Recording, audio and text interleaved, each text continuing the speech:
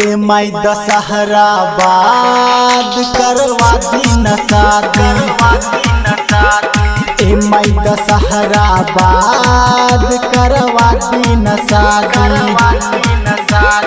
ए माई दशहरा बाद करवा दिन शादी। हर साल दशहरा में हम चढ़ाई पर शादी। ए माई दशहरा बाद करवा दिन शादी। ए माई दशहरा बाद करवा दिन शादी। हर साल दशहरा में हम चढ़ाई पर शादी। ए माई दशहरा बाद करवा दिन शादी।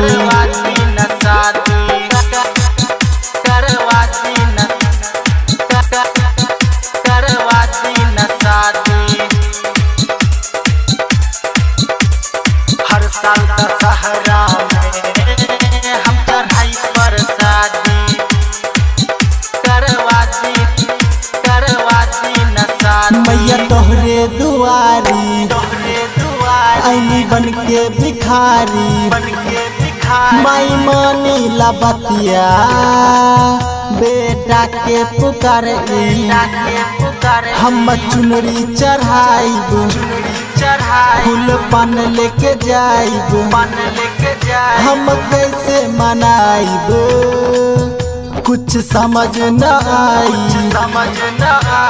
माई से रोवाली तू ही कुछ कर दी उपाय। हर साल दशहरा में हम चढ़ाई पर शादी। ए माई दशहरा बाद करवा दिन शादी।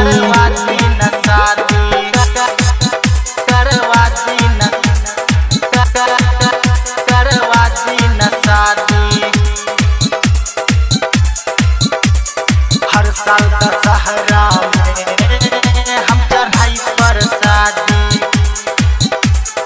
Angika recording studio Rupauli Purnia Bihar. मैया तोहरे दुआरी करन भजन गाई।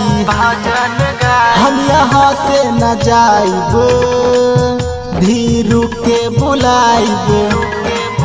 हम आरती दिखाइब और लड्डू चढ़ाइब।